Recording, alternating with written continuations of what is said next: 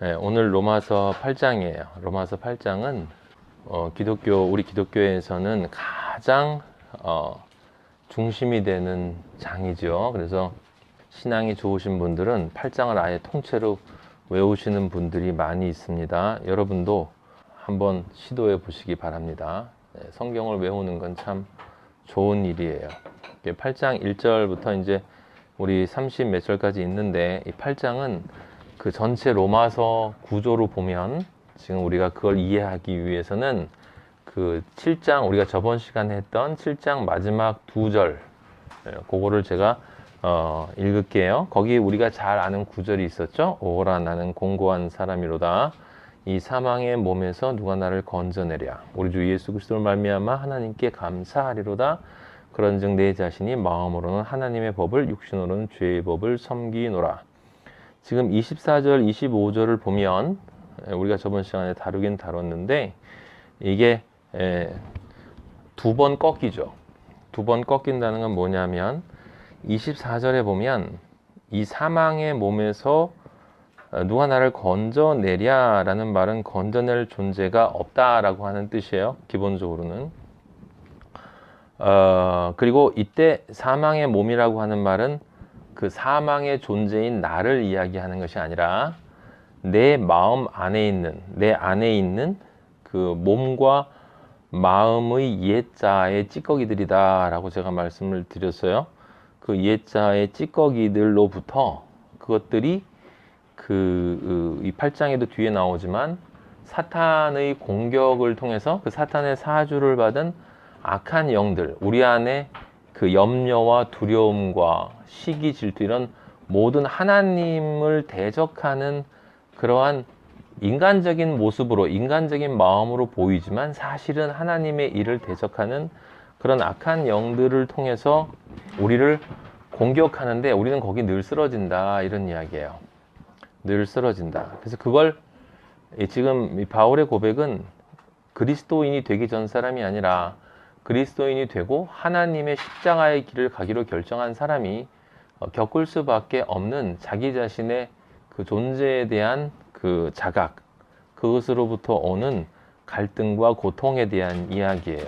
나는 정말 아버지가 기뻐하시는 삶을 살고 싶은데 내 안에 있는 어떤 것들이 내가 아버지가 기뻐하시는 삶을 살기를 원하는 그 삶을 살지 못하도록 만드는데, 문제는 뭐냐면 그 살지 못하도록 만드는 그 것들을 내가 이겨낼 수 없다라는 것을 철저하게 자각한 상태에서 나오는 고백이었죠. 그래서 거기서 이제 그런 나의 존재에 대한 자각이 한번 꺾이는 것은 유일하게 그것을 해결해 줄 수 있는 존재가 누구였느냐? 그게 주 예수 그리스도, 정확하게 말하면 예수 그리스도의 십자가, 오직 예수 그리스도의 십자가를 통해서 이 사망의 몸이 겪을 수밖에 없는 하나님의 형벌을 예수님이 다 받아주심으로 말미암아 내가 그것을 안 겪어도 된다라고 하는 것을 깨달았기 때문에 한번 꺾어졌어요. 그래서 승리한 것처럼 보이는데 25절 후반부에 보면 다시 한번 꺾이는 반전이 나옵니다. 그게 바로 뭐냐면 그런즉 내 자신이 마음으로는 하나님의 법을, 육신으로는 죄의 법을 섬기노라. 지금 바울의 문제가 궁극적으로 해결이 됐느냐? 해결이 안 됐다는 거예요.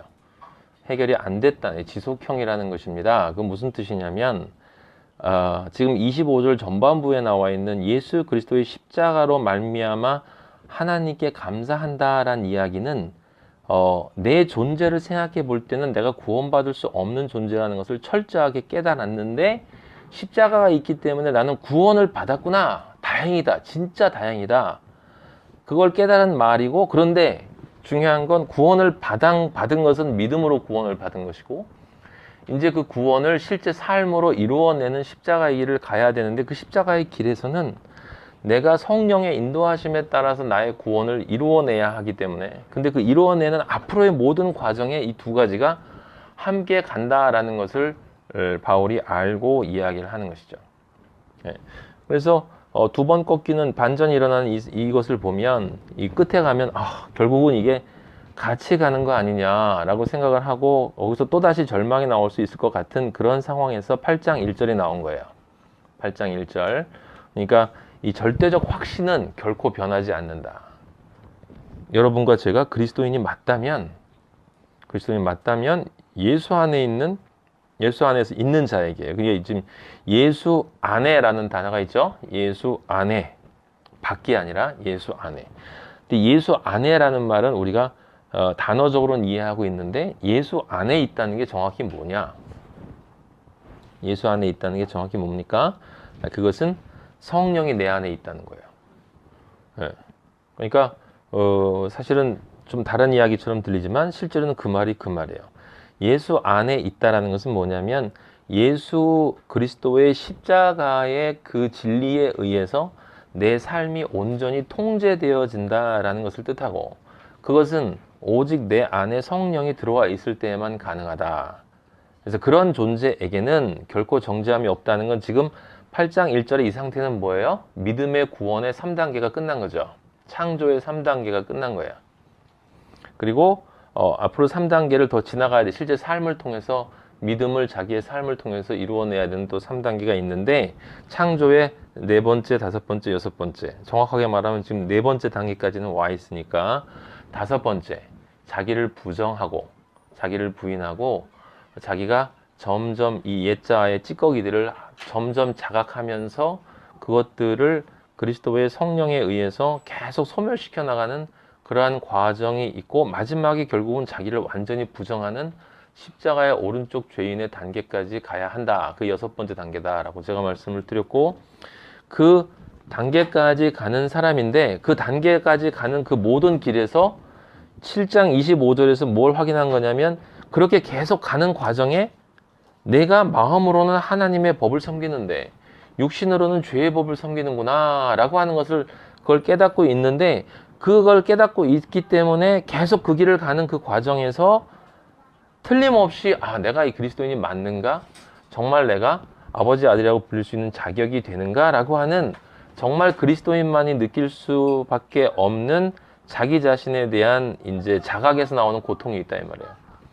그럼 그 고통이 들 때, 그 고통이나 걱정이나 이런 생각을 통해서 사탄이 들어와서 너는 결국 아니야 라는 그 소리를 들을 수 있고, 거길 따라가게 되면 가룟 유다처럼 돼버리기 때문에, 바울이 아무리 네가, 그건 당연한 거다. 죄의 법을 섬기는 것은 너의 육신이 가는 길이기 때문에 네 육신이 이 세상에 있는 동안에는 그 죄의 법을 섬길 수밖에 없다. 이거는 그것을 정당화한다는 이야기가 아니에요. 분명히 이건 정확한 이야기죠.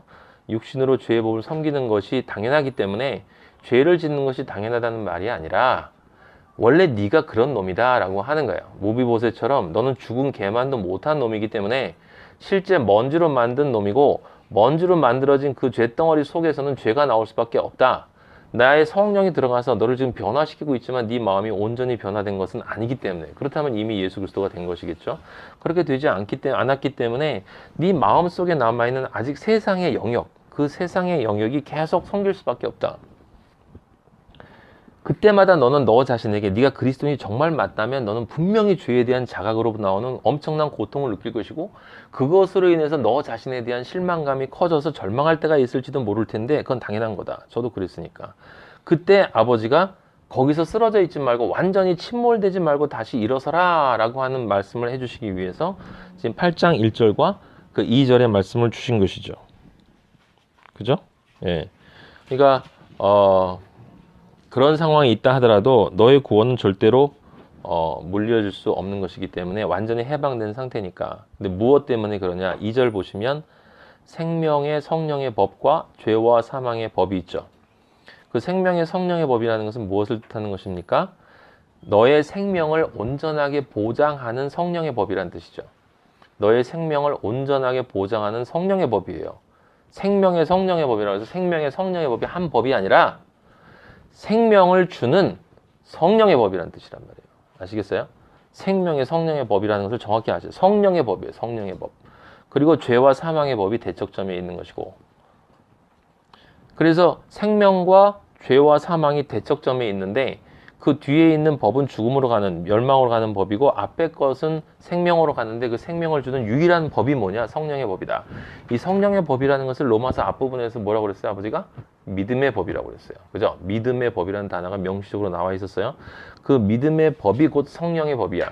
그 믿음의 법과 성령의 법은 차이점은 뭐냐? 그 믿음의 법이 1단계, 마음으로 믿는 믿음의 법이 하나가 있고, 믿음의 단계가 있고, 마음으로 믿고, 그 다음에 그 마음으로 믿은 믿음을 내 삶 속에서 실제 그 믿음화시키는 그 작업, 십자가의 길을 가는 것. 그래서 믿음으로 믿음에 이르는, 믿음으로 믿음에 이르는 그 믿음의 법.